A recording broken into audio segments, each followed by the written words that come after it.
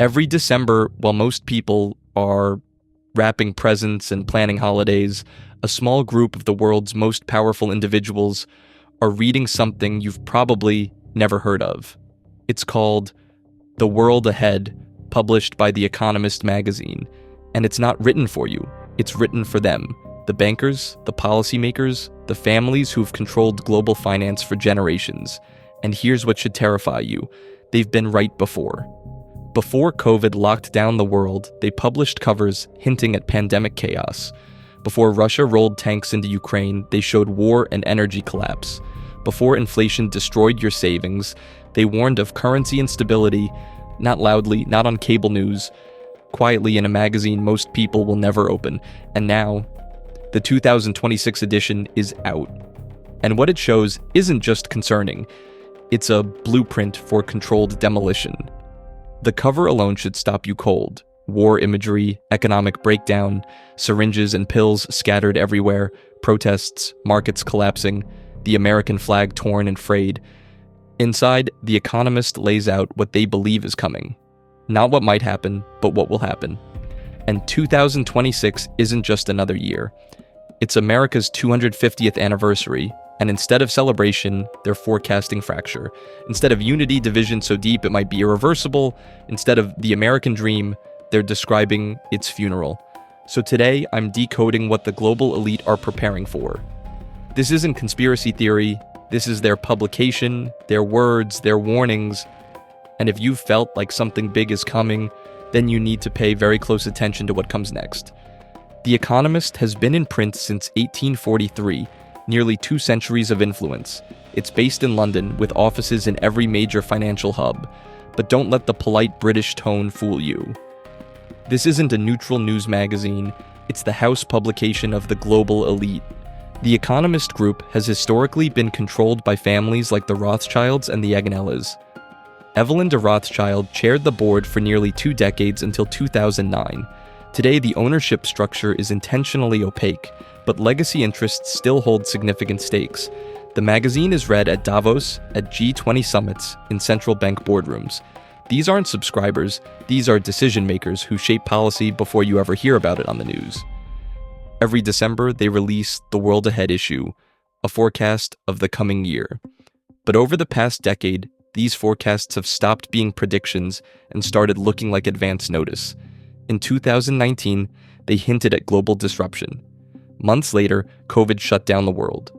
In 2021, they spotlighted war, inflation, and social unrest. Weeks later, Russia invaded Ukraine, inflation spiked globally, and protests erupted across Europe and North America. In 2022, they showed Chinese President Xi Jinping on top of the world like a puppeteer. And now, China is asserting dominance in ways the West can't counter. When The Economist publishes a forecast, this isn't speculation.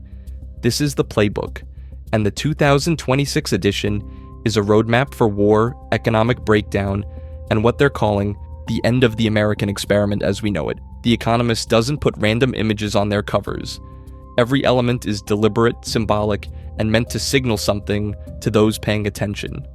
First, the sheer amount of pills and medications scattered everywhere, syringes, biotech imagery. This isn't celebrating medical progress, this is signaling that health will remain a primary tool of control and compliance in 2026. Now look to the left side of the cover. You can see a cargo ship carrying shipping crates.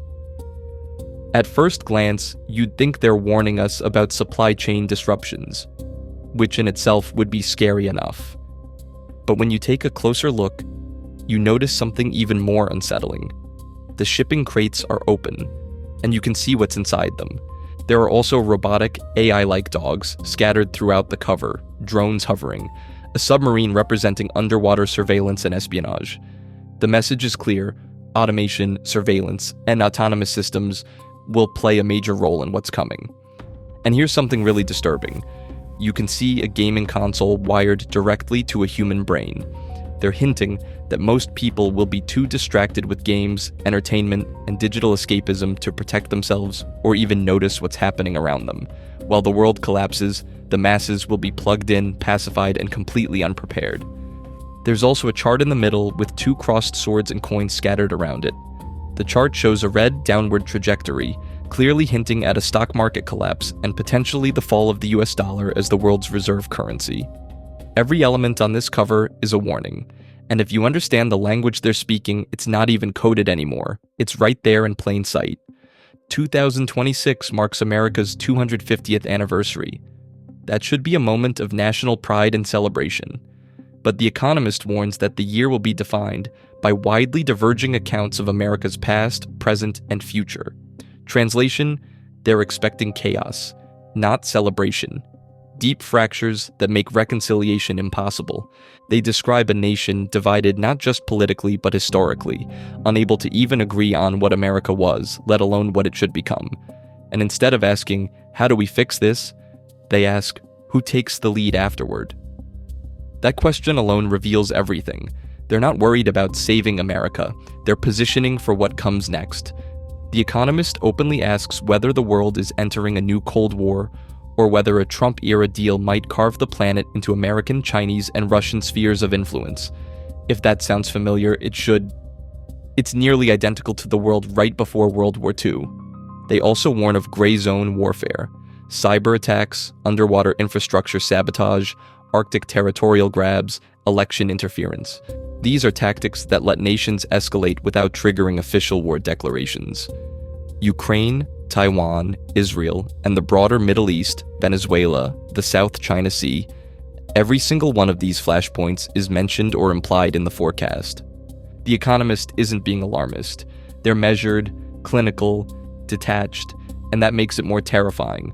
They're not warning that war might happen. They're describing it as inevitable and already underway, because modern war doesn't start with declarations anymore. It starts with sanctions, cyber attacks, propaganda campaigns, and proxy conflicts. The Economist warns that wealthy countries, especially the United States, are living beyond their means, and the risk of a bond market crisis is growing. This is mainstream acknowledgement that sovereign debt, the very foundation of the global financial system, may be on the verge of breaking. They highlight America's massive deficits, exploding interest payments, and what they call fiscal illusion fading fast. That's the belief that you can print money, borrow endlessly, and inflate your way out of problems without consequence. But The Economist is signaling that the music is about to stop. And when it does, the fallout won't be a recession. It'll be the unraveling of a financial order that's existed since Bretton Woods in 1944. If the bond market breaks, the dollar is next. And if the dollar breaks, everything changes. Because the dollar is the reserve currency. It's what oil is priced in. It's what central banks hold. It's the bedrock of international trade. And if confidence in that system collapses, we're talking about a complete reset of how global finance operates. The Economist also highlights the AI investment boom, suggesting it may be masking real economic weakness. Trillions are being poured into artificial intelligence, but jobs are disappearing, productivity gains aren't materializing for workers, and wealth is concentrating at unprecedented levels. Here's what most people miss. When the system collapses, it doesn't collapse for everyone. For the people who built the system, the billionaires, the central bankers, the old money families, collapse isn't a threat. It's an opportunity, because collapse creates leverage. War creates obedience. War is the ultimate excuse to expand government power, ramp up surveillance, censor dissent, control movement, all in the name of national security. If you're afraid, you comply. If you're uncertain, you defer to authority. Economic panic centralizes control. When financial systems break, the response is always the same. More regulation, more digital tracking, more dependence on central authority.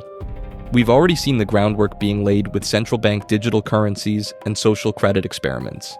When cash disappears and your spending is monitored, tracked, and conditional, freedom becomes theoretical. Health crises shape behavior. People handed over liberties during COVID because they were scared. They accepted lockdowns, mandates, restrictions, not because they wanted to, but because fear overrode reason. And if it worked once, it can be used again with the same blueprint: crisis, fear, compliance, control. The Economist isn't just predicting this. They're describing it as inevitable. And the elite aren't worried, they're positioned. They've diversified into hard assets, offshore accounts, foreign real estate. They've built networks that transcend borders. And when the system they built finally breaks, they'll be the ones offering the solution on their terms. The Economist doesn't have a crystal ball. They have something far more valuable: access. Access to real-time global data that you and I will never see. Access to algorithms that shape markets before retail investors even notice. Access to policymakers who write the laws and create the loopholes. Access to central bankers, intelligence briefings, corporate insiders, and think tank strategies. Their editorial staff sees macro trends before they hit mainstream news, and their forecasts aren't hidden. They're just wrapped in dense language and published quietly, where only those paying attention will notice. They show war, economic breakdown, syringes, pills, protests, collapsing markets, not because they're imagining these things, but because that's where the data leads. And more importantly, because that's where policy decisions are already heading. When they publish a cover like this, they're not speculating. They're reporting on decisions that have already been made behind closed doors. By the time you see it on the cover of The Economist, the powerful have already positioned themselves. I'm not here to scare you. I'm here to make you think. Because if the people at the top are preparing for volatility, disruption, and systemic collapse, then maybe it's time the rest of us stop pretending this is business as usual. You can't fix the system, but you can stop being surprised by it, live below your means. The moment you're living paycheck to paycheck, you're vulnerable to every shock the system throws at you. Own real assets. When currencies fail, assets hold value. Assets like land, tools, skills, precious metals, seeds, and ability to grow your own food, tangible goods too. These don't depend on government promises or financial markets. Build local strength. The people who survive systemic collapse aren't lone wolves. They're people embedded in strong, resilient communities. Know your neighbors. Build trust. Create networks that function when centralized systems don't. And be ready for anything. Not in a paranoid way, but in a competent way, because when everyone else is panicking because the power went out or the bank froze accounts or supply chain seized up, you should already have a plan. Because chaos rewards the prepared and punishes the complacent. 2026 is coming. The Economist has shown us what to expect. The rest is up to you. If this video made you rethink what's coming and how to prepare, hit that like button and subscribe. I make videos like this to help everyday people see through the noise and protect what matters.